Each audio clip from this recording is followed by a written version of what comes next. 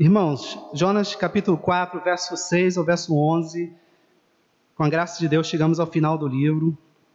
Então convido os irmãos a abrir lá em Jonas, capítulo 4, do verso 6 ao verso 11.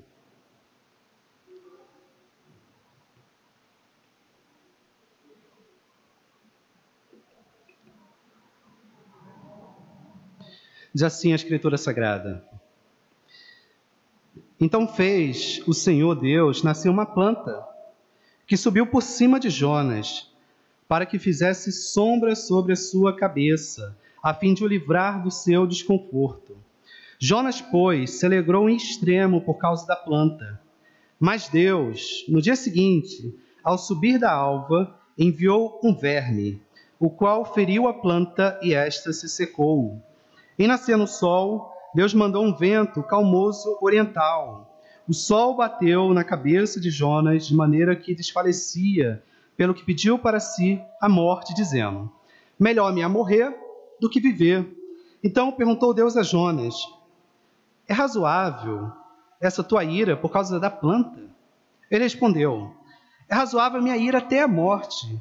Tornou o Senhor: tens compaixão da planta, que não te custou trabalho, o qual não fizeste crescer, que numa noite nasceu e numa noite pereceu, e não hei de eu ter compaixão da grande cidade de Nínive, em que há mais de 120.000 pessoas que não sabem discernir entre a mão direita e a mão esquerda, e também muitos animais?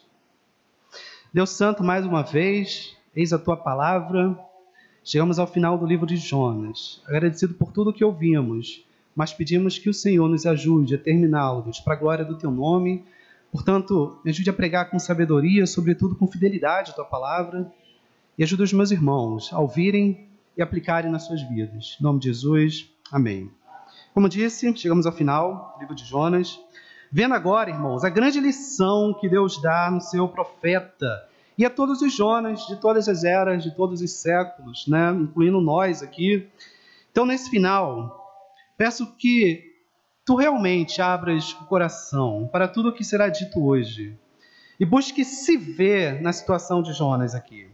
Pois essa forma de se ver hoje será a forma talvez mais honesta possível de uma autovisão, de uma autoanálise e, sobretudo, de uma autocrítica, o que poucas pessoas gostam de fazer hoje. Para isso, lembremos rapidamente como terminamos o sermão da semana passada.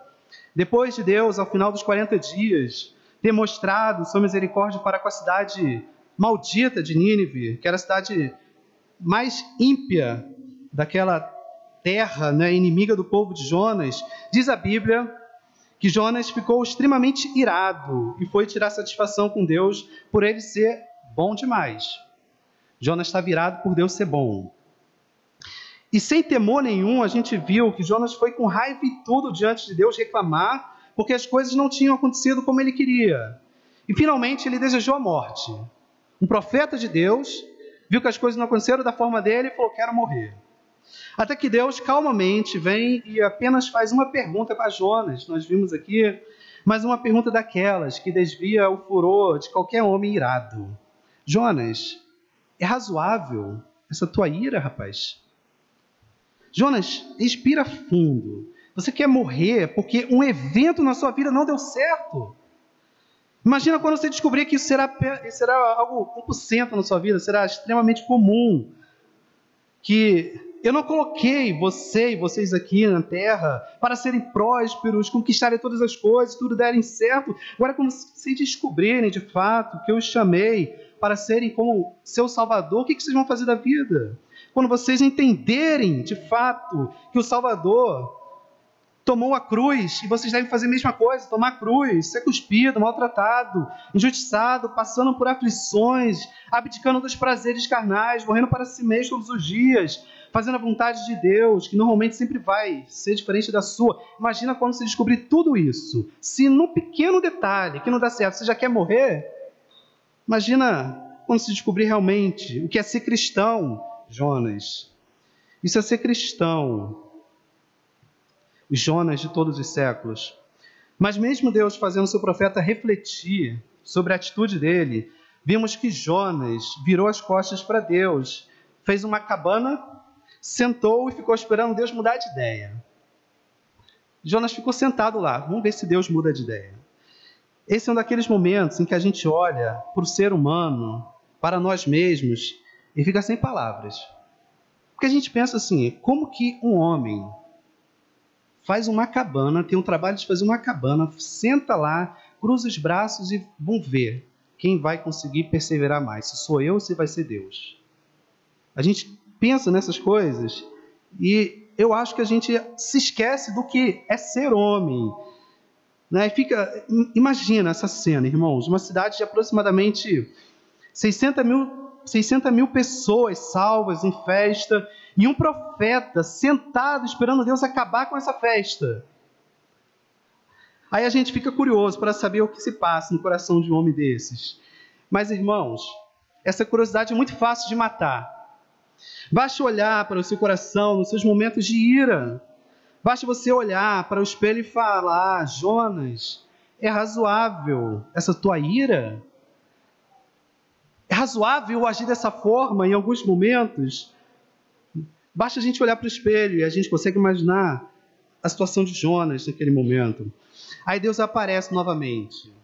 Deus poderia deixar seu profeta ficar sentado ali um tempão, né? E se a gente for confessar com sinceridade, se a gente fosse Deus, no lugar de Deus ali, a gente deixaria Jonas plantado ali. Porque Jonas ousou, né, ir contra o Senhor. Mas Deus apareceu e fez algo curioso, irmãos, verso 6. Então fez o Senhor Deus nascer uma planta, que subiu por cima de Jonas, para que fizesse sombra sobre a sua cabeça, a fim de o livrar do seu desconforto. Jonas, pois, se alegrou em extremo por causa da planta. Embora Jonas tivesse feito uma cabana, essa cabana aqui, que eu acabei de falar, essa cabana não era suficiente, irmãos, para proteger Jonas do forte sol naquela época. Ele estava lá, teimoso, como nós sabemos, mas sofrendo com a quentura. Parecia que estava, de fato, em Goiânia, naquela época. E Deus, que já tinha livrado Jonas do mar, agora o livra do sol quente. Fazendo outro evento milagroso, que a gente pouco percebe no livro de Jonas. Ele faz nascer uma planta por cima de Jonas, para o proteger do sol, e assim o livrar do seu desconforto. Veja a bondade de Deus, irmãos, com Jonas, que não merecia nada, merecia ficar sentado lá até morrer. E aí, diante disso, como é que Jonas reagiu? Diz o texto que ele se alegrou em extremo por causa da planta. Aqui a gente vê Jonas alegre. Se alegrou em extremo. Um claro contraste com o verso 1 desse capítulo, onde é dito que ele se desgostou em extremo e ficou irado com Deus. E a gente percebe que Jonas definitivamente era um homem de fortes emoções. Homem de emoções extremistas, como as pessoas dizem, né? Um homem de personalidade forte. E aqui a Escritura mostra o quanto um cristão pode ser assim com muita facilidade, a gente não perceber, mas o quanto isso pode ser extremamente pecaminoso também. Pois a extrema alegria de Jonas era egoísta, porque um bem estava sendo feito a si mesmo. Ele se alegrou porque tinha algo sendo feito para o bem dele. E a extrema tristeza e ira apresentada no verso 1 era também egoísta, pois um bem estava sendo feito ao próximo. Quando o bem era feito a ele, ele se alegra ao extremo. A alegria de Jonas não é uma alegria, era uma alegria ao extremo. E quando o bem é feito ao próximo, a tristeza também é ao extremo. E o ponto de aplicação aos nossos dias é que não podemos levantar desculpas, irmãos, para a nossa personalidade forte e extremistas, muitas vezes. Pois a Escritura diz, né, que a ira do homem não produz a justiça de Deus em nenhum momento. Assim como Deus estava fazendo Jonas refletir sobre isso, da mesma forma, talvez Ele esteja fazendo você refletir hoje, caso seja um Jonas nesse sentido. Basta você olhar para todos os resultados na sua vida, quando você ficou irado, quando você agiu com impulsão. Talvez você se lembre, e você tem certeza que não foi bom. Os meus também não foram. E Deus deseja que reflitamos sobre isso, assim como Deus estava fazendo Jonas refletir. Veja um detalhe muito importante, irmãos. Estamos terminando o livro de hoje. E essa é a primeira vez em todo o livro, nesses 4 capítulos, que aparece Jonas se alegrando ao extremo. No finalzinho aparece a citação de Jonas se alegrando ao extremo. Ele não se alegrou com a salvação dos marinheiros pagãos, não se alegrou com a salvação dos ninivitas, mas se alegrou com uma planta. E, irmãos, não é exatamente o que temos visto hoje? Pessoas aos prantos com a morte de um cachorro, mas inertes com o aborto, por exemplo. Pessoas se alegrando em ter cachorros ou qualquer outro tipo de animal, como seus filhos, mas se entristecendo com a descoberta de uma gravidez, por exemplo. É uma geração que abomina o ser humano e ama muito mais as plantas, os animais, os objetos, a si mesmo, em detrimento do amor ao próximo e da construção de uma família. Por exemplo, Jonas se alegra com uma planta, você tem noção disso? No final do 4º capítulo. Que tem extrema alegria numa planta. Mas Deus está só começando a sua lição com Jonas. Ele continua no verso 7. Diz assim: mas Deus, no dia seguinte, ao subir da alva, enviou um verme, o qual feriu a planta, e esta se secou. Como diz a Escritura, né? Deus deu, Deus tirou. Bendito seja o nome do Senhor. Mas você já imagina a reação de Jonas. Parece que a reação de Jonas já está sendo algo previsto por nós.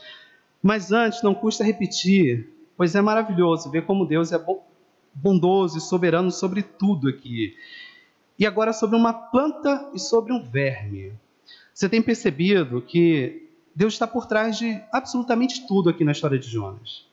Do início ao fim do livro, em cada detalhe, ali tem a mão de Deus. Diferente do que alguns dizem hoje, falam hoje, que Deus não conhece o futuro, ou Deus não age em todas as coisas. O livro de Jonas mostra como Deus é mais soberano do que muitas vezes a gente imagina.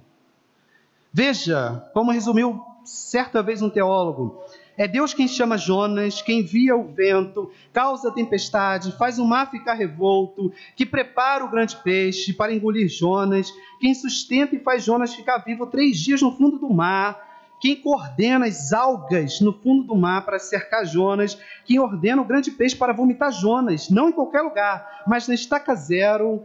É Deus quem guia Jonas até a cidade de Nínive, mesmo a contragosto dele. É Deus quem salva soberanamente através de uma mensagem de condenação aos ninivitas. E agora, Deus levanta uma planta e depois faz um verme destruí-la. Não há uma parte em que Deus esteja fora dessa situação. Nenhuma. E será mesmo que você vai acreditar que Deus só está agindo na sua vida nas coisas boas? Sério mesmo? Meu maior desejo ao final desse livro é que você veja a soberania de Deus não apenas no livro de Jonas, mas sobretudo na sua vida. Principalmente nos piores momentos da sua vida. Ele estava lá. Você pode não entender, como eu não entendi quando ele esteve lá, por trás das piores tragédias da minha vida. Mas saber que ele estava lá, saber de fato, foi meu maior consolo. Pois foi nos momentos de pior tragédia, descobri que Deus estava lá, no momento em que eu pude descansar. Porque se ele estava lá, essa tragédia, em última análise, foi para o meu bem. Foi para o seu bem. E a gente só entende isso quando compreende cada palavra dita por Paulo em Romanos 8, 28, que a gente conhece. Sabemos que Deus age em todas as coisas para o bem daqueles que amam a Deus, dos que foram chamados de acordo com o seu propósito. E talvez, irmãos, eu esteja falando com pessoas que em algum momento da vida se frustrou com Deus por causa de alguma tragédia. E talvez essa sua frustração seja fruto do seu não conhecimento de quem é Deus e de como Deus age. Ou até mesmo, como Jonas, de você não gostar da forma como Deus age. A pergunta então retorna: É razoável a sua frustração? É razoável você carregar dores do passado, quando muitas vezes você pergunta: onde estava Deus no momento em que eu mais precisei na minha vida? A resposta é muito clara. Deus esteve pendurado na cruz, no momento onde você mais precisou. Não há momento em que você precisou mais de Cristo, a não ser no momento que Ele esteve na cruz. Então, qualquer pergunta, onde estava Deus na minha maior tragédia, não faz sentido se essa tragédia não tiver relação com Cristo na cruz. Porque a sua tragédia era a condenação. Onde estava Deus, pendurado na cruz, no seu lugar? Aí a pergunta retorna: é razoável sua frustração? É razoável você olhar para trás e ficar frustrado com Deus porque alguma coisa na sua vida deu errado?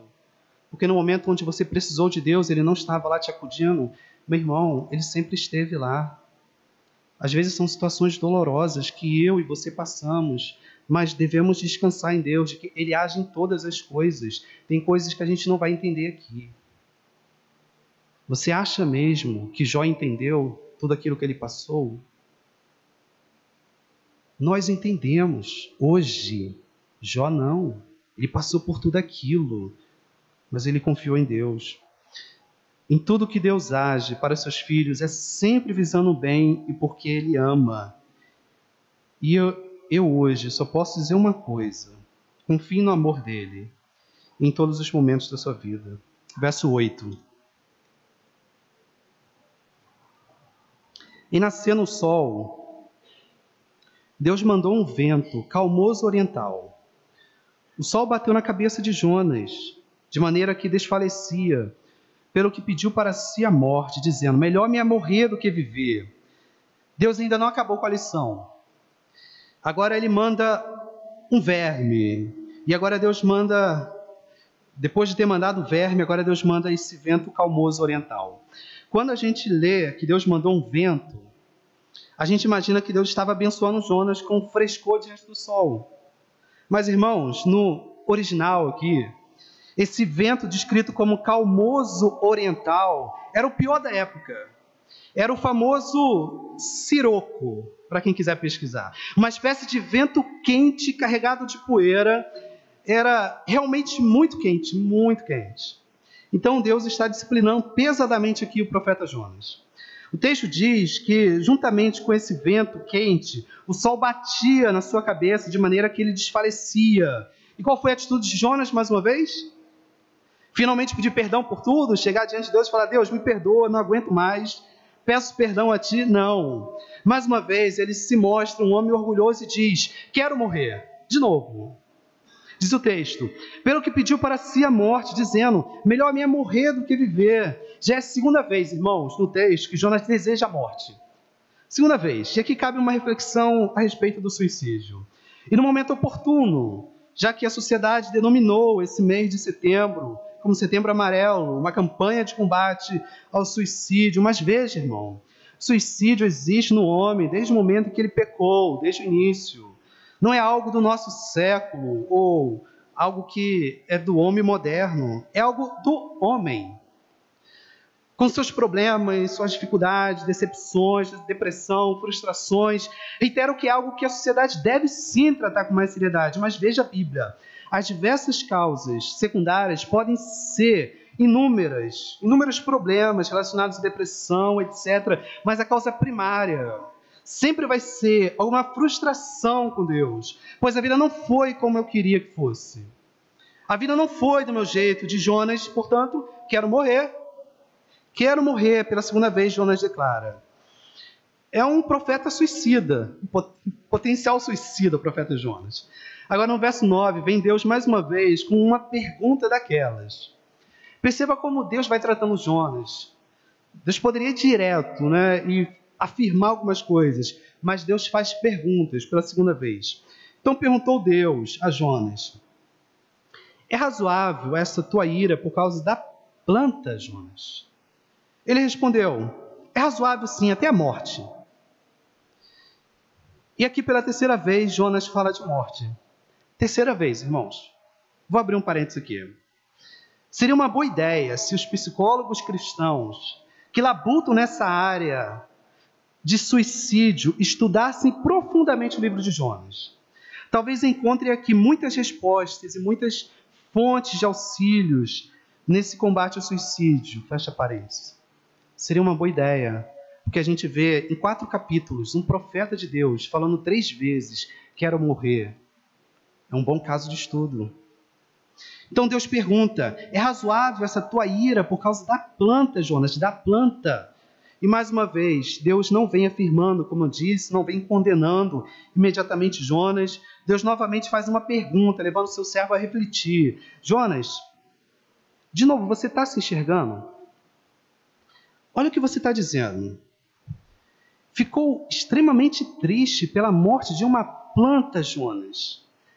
Enquanto ficou também triste pela salvação de seres humanos. Será que não tem uma inversão de valores? E mesmo Deus levantando essa reflexão, mais uma vez, a reação de Jonas é de doer o coração, irmãos. Nessa altura do campeonato, a gente agradece a Deus pelo livro de Jonas e só até o capítulo 4. Porque imagina se tivesse mais 50 capítulos. A gente não ia aguentar ver o quanto um homem pode ser mau, mesmo diante da bondade de Deus. Mas, irmãos, a história de Jonas não acaba nesses 4 capítulos. A história dos inúmeros Jonas continua na minha e na sua vida. E, de fato, é péssimo a gente se ver aqui nesse pequeno livro. Mas pior ainda é a gente se ver na vida real e constatarmos o quanto Jonas é um reflexo da nossa própria vida. E como que, a despeito das nossas ações, Deus está o tempo todo cuidando de nós de uma forma tão misericordiosa, de uma misericórdia indescritível. E a gente pode só dizer como nosso Deus é bom. Então, no final do verso 9, Jonas responde a Deus: sim, Deus, é razoável a minha ira, mas não é razoável, é razoável até a morte, que fique bem claro. E está acabando o livro. E no final, quando a gente espera a sensatez de um profeta, a gente vê uma das maiores atitudes insensatas da Bíblia. Ele finca o pé em sua razão e declara sem pestanejar: é razoável até a morte, Senhor. Eu continuo certo e o Senhor continua errado. Agora, nos 2 últimos versos, não temos mais nenhuma fala de Jonas. Essa foi a última fala do profeta Jonas. É razoável até a morte. Eu estou certo. Ponto final. Jonas não fala mais. Assim termina a história de Jonas. Agora vem Deus. Nos versos 10 e 11, Deus conclui a sua lição com Jonas, mostrando por que ele fez crescer uma planta e depois mandou um verme a destruir. Veja os versos 10 e 11. Tornou o Senhor: tens compaixão da planta, que te não custou trabalho, a qual não fizeste crescer, que numa noite nasceu, numa noite pereceu, e não hei de eu ter compaixão da grande cidade de Nínive, em que há mais de 120.000 pessoas que não sabem discernir entre a mão direita e a mão esquerda, e também muitos animais. Só um detalhe importante aqui, antes de nós destrincharmos esse verso. Aqui fala de 120.000 pessoas, mas só se lembre que era muito comum a contagem ser apenas de homens e homens adultos. Então, estão fora da contagem que as mulheres, as crianças, e a historiografia confirma de fato aquilo que a gente tem falado aqui, né? Acho que foram salvos 600.000 pessoas aproximadamente. Bem, essa é a conclusão de Deus. Jonas, você tem compaixão de uma planta que não te custou nenhum trabalho, que nasceu numa noite e em outro dia morreu, mas eu sei por que você teve compaixão dela. Porque a morte dela tirou o teu conforto. Foi só por isso que você amou a planta. Porque, na verdade, você nem estava amando a planta. Você estava amando o conforto que a planta trazia para si mesmo. Estava bom, né, Jonas, quando estava sendo protegido do sol quente? Isso só prova que o seu amor é apenas por você mesmo e por mais ninguém, assim. declara o Senhor. Deus mostra aqui, irmãos, que Jonas quebra todos os 10 mandamentos resumidos em 2. Amar a Deus e amar ao próximo. Em todos os 4 capítulos aqui, Jonas mostra não amar como Deus age, portanto não amar a Deus. E em nenhum momento amar o seu próximo, porque ele odeia os ninivitas e se entristece com a salvação deles. Então Jonas quebra os 10 mandamentos, resumido em 2. Pecou ao extremo. Jonas é incapaz de amar a Deus, pois ele não gosta da forma como Deus age. Muito menos ama o seu próximo, pois desejou a morte dos ninivitas. Jonas quebrou todos os mandamentos possíveis. E Deus finaliza no verso 11.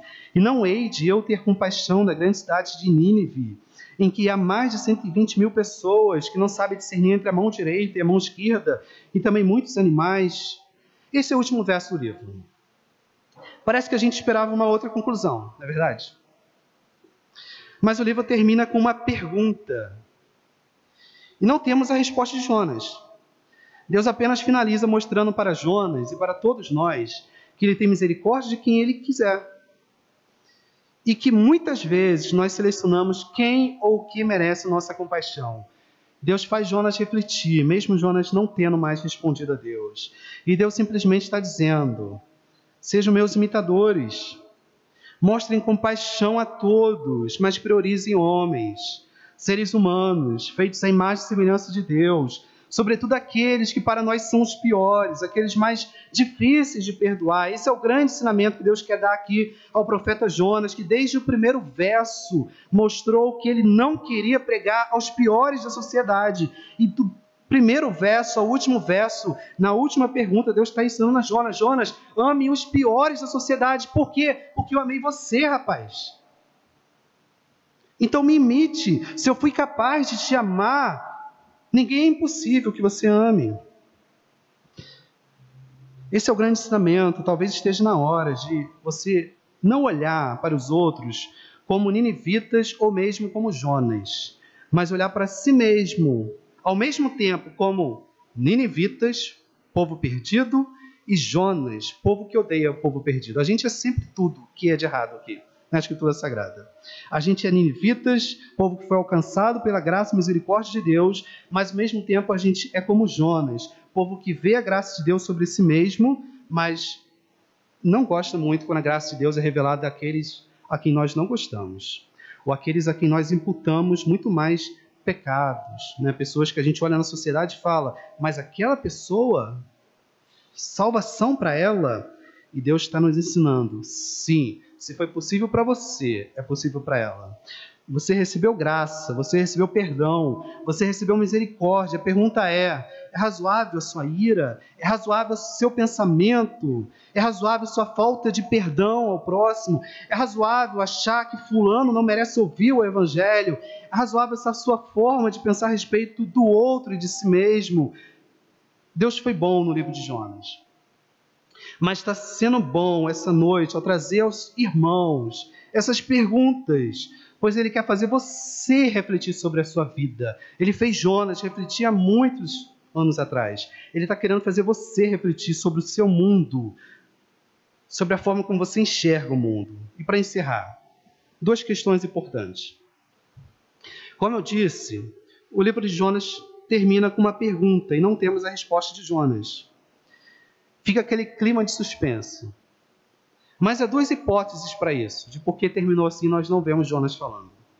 A primeira é que Jonas, ao voltar para Jerusalém, porque ele volta, e ao escrever ou ao participar da escritura do livro de Jonas, ele falando dele mesmo, ele tenha deixado dessa forma como um jeito de desnudar a sua vida para todas as gerações, para que todos vejam a que ponto pode chegar a maldade do homem. Jonas provavelmente, irmãos, tenha se arrependido e ficado extremamente constrangido e sem resposta ao final, e tenha registrado assim, para que todos o vejam e assim se veja nele. Porque ou Jonas escreveu ou ele participou da escritura, e ele deixou dessa forma, ele se desnudou, ele deixou: eu fui assim. Está registrado. E a segunda hipótese, que complementa a primeira, é que o livro termina com a pergunta de Deus para que os Jonas de todos os séculos possam responder. Isso porque Jonas não está, irmãos, há mais ou menos 2.700 anos distante de nós. Ele está dentro de você. Mora no seu coração. O coração bate no seu peito. O sangue dele corre nas suas veias. Então, o mais importante não é como Jonas poderia responder à pergunta de Deus, mas como eu e você vamos responder. E as perguntas finais para você são: é razoável você não abrir a boca para falar do Evangelho aos ninivitas do nosso século, do nosso tempo? É razoável você viver se preocupando muito mais com sua carreira, com seus sonhos, com seus projetos, com suas plantas, com seus animais, suas propriedades, etc. Enquanto Deus deseja que você mostre e proclame a mesma misericórdia que você recebeu? Talvez esteja na hora de o amor à missão, sair do discurso de fato e reverberar na prática. E você sabe muito bem o que deve fazer. Nós sabemos que a nossa resposta a Deus, primeiramente, seja, no final do livro de Jonas: Senhor, me perdoa. Me perdoa. Porque o que nós concluímos aqui é que nós somos Jonas hoje, no século 21. Nós somos assim, irmãos. Em maior ou menor escala, nós temos pensamentos dessa forma. Devemos pedir perdão a Deus. E o resto da confissão fica com cada um de vocês. A pergunta foi feita por Deus. Agora Ele espera que você chegue em casa hoje e responda a Ele o resto. Que Ele continue te ajudando. Que Ele também me ajude. A Deus toda a glória. Ao Senhor pertence a salvação. Que ao final desse livro de Jonas, desses 4 capítulos, pregados aqui em 10 sermões, Deus possa mostrar a você que existem alguns pontos principais ali. Que Deus é absolutamente soberano em todas as coisas e na nossa vida. E Deus deseja que eu e você hoje possamos proclamar o Evangelho da graça que primeiro recebemos dele. Recebemos como ninivitas, como pecadores, e Deus deseja que nós não sejamos os próximos Jonas do século 21. Esse é o resumo do livro do profeta Jonas. A Deus pertence a salvação. Oremos ao Senhor.